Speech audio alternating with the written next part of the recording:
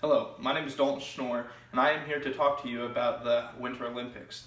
I'm sure that all of you are aware that the 2018 Winter Olympics are currently being held in Pyeongchang, South Korea.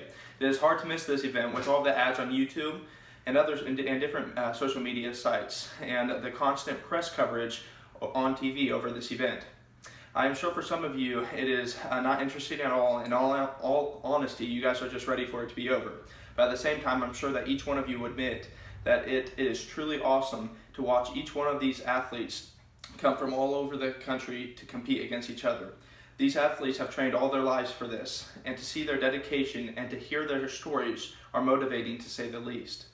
But that is not what I want to talk to you about today. I want to talk about the financial side of the Olympics. I've always been curious to see if the cities that host these events ever make a profit after spending all the money on the infrastructure necessary to do the Olympics. From my research, the simple answer is no, it does not. There are just too many examples from other countries that have hosted previous Olympics to show that the countries typically go over budget when preparing for them. For example, Russia estimated that the 2014 Winter Olympics would cost $12 billion, but instead they spent over $50 billion and they wound up only making a profit of $53 million. China spent $40 billion on the 2008 Olympics, but only made $146 million in profit. Montreal took about 30 years to pay off the debt incurred from its 1976 Summer Games. South Korea originally estimated that this year's games would cost $7 billion, but they ended up spending $13 billion. That's almost twice what they estimated. The maintenance of many Olympic facilities post-games has added to the spiraling costs.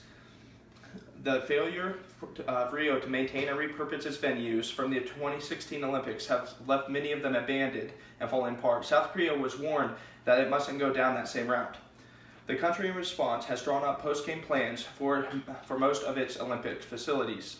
Unused facilities are estimated to cost South Korea $8.5 million every year.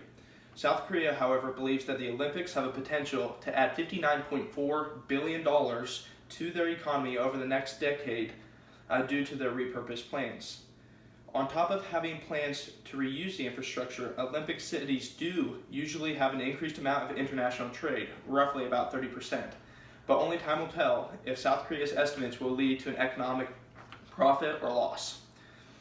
There are a few factors that do benefit the country that are hard to calculate into this as well. This construction of the buildings, the construction of the buildings has provided jobs for thousands of people. And if the buildings are maintained and continue to stay in use for future years, they will continue to provide jobs for hundreds of more people.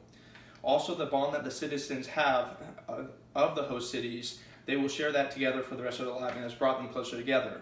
All in all, with this encouraging evidence, until we see proof otherwise, I still believe hosting the Olympics is a poor economic decision. The best way I heard it described was the Olympics are like a wedding.